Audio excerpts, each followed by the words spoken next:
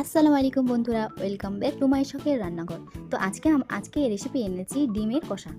তো দেখতে পাচ্ছেন এখানে আমি ডিম নিয়ে এনেছি, ভালো করে ধুয়ে জল পরিমাণ মতো জল দিয়ে দিতে হবে। তারপর এদিকে আমি গ্যাসটা ধরিয়ে নিলাম। দেখতে পাচ্ছেন এখন আমি গ্যাসটাতে চাপিয়ে দিব আর ডিমগুলোতে সিদ্ধর সময় একটু হাফ চামচের মতো লবণ দিব। লবণ দিলে কি হয়, ভালো করে ডিমটা তাড়াতাড়ি সিদ্ধ হয়ে যায়। তো এখানে আমি এখন 10 মিনিটের মতো জাল করে নেব। দেখতে পাচ্ছেন 10 মিনিট পর জাল করে নেব। এই যে দেখতে পাচ্ছেন এখন আমি ডিমটা সিদ্ধ হয়ে গেছে, আমি ছিলে নিয়েছি। এখন এদিকে আমি প্যানে তেল গরম করে দিলাম, এদিকে আমি হলুদ মাখিয়ে নিয়েছি ডিমের। তো এটা আমি দিয়ে দিলাম ভাজার জন্য। এখানে হাই ফ্লেমে ভেজে নিতে হবে ডিমটা, ভালো করে 10 মিনিট মতন ভেজে নিতে হবে, লাল লাল করে ভেজে নিতে হবে। লাল লাল করে ভাজলে ডিমটার কালারটা সুন্দর হয়। তো আপনারাও চেষ্টা করবেন লাল লাল করে ভেজে নিতে। ওদিকে ডিমটা ভাজছি আর এদিকে আমি কেটে নিয়েছি দুটো লঙ্কা, চিড়ে নিয়েছি, ধনে কুচি করে নিয়েছি, আর পেঁয়াজটা দেখতে পাচ্ছেন এভাবে লম্বা লম্বা করে কেটে নিয়েছি, আর টমেটো কুচি করে নিয়েছি। তো এদিকে কাটতে কাটতে দেখতে পাচ্ছেন এদিকে ডিমটা প্রায় হয়ে এলো। তো এভাবে আপনারাও ডিমটা লাল লাল করে ভেজে নিন। অবশ্যই ডিমটা লাল করে ভাজতে হবে।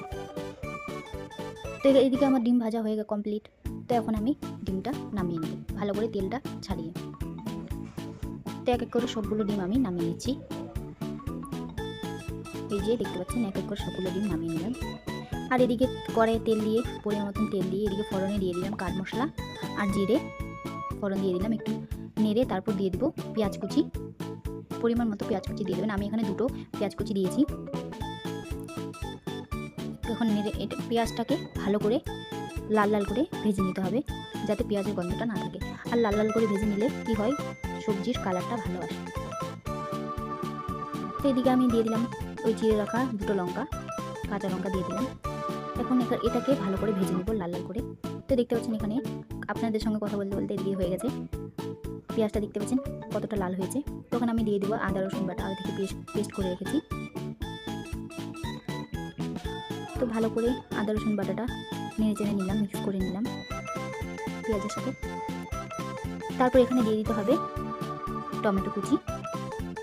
টমেটো কুচিটা দিয়ে ভালো করে মিক্স করে নেব। এখন টমেটো কুচিটা দিয়ে দিলাম, তারপর এখানে দিতে হবে এখন মশলা।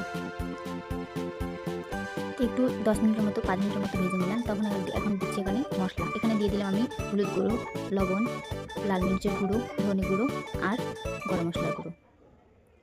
তো এখন ভালো করে কষিয়ে নিতে হবে, 15 মিনিট মতন কষিয়ে নেব। সবজি যত কষাবেন তত সবজি স্বাদ কালার সুন্দর হয়। তো একটু একটু করে জল দিয়ে এখন আমি 15 মিনিট ধরে কষিয়ে নেব।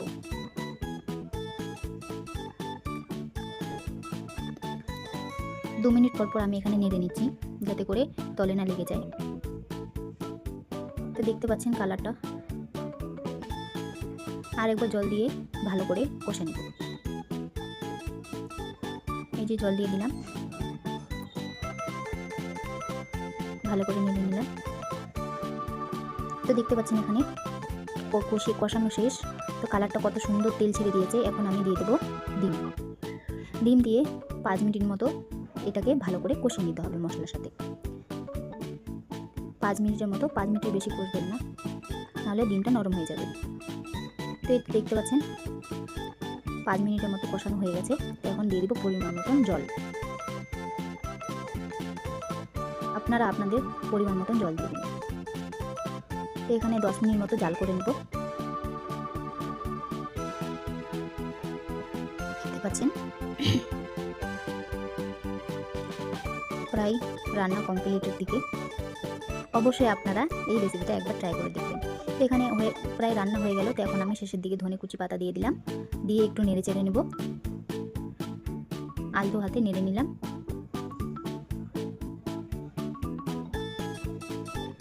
এখন 2 মিনিট পর গ্যাসটা অফ করে দিলাম। দেখতে পাচ্ছেন সবজির কালারটা কত সুন্দর হয়েছে। এই যে দেখেন ফাইনাল লুক কতটা সুন্দর লাগছে। অবশ্যই ভালো লাগলে লাইক সাবস্ক্রাইব করে দিবেন, আর কমেন্ট করতে ভুলবেন না। আগের ভিডিওতে কি রেসিপি চান অবশ্যই কমেন্ট করে দিবেন।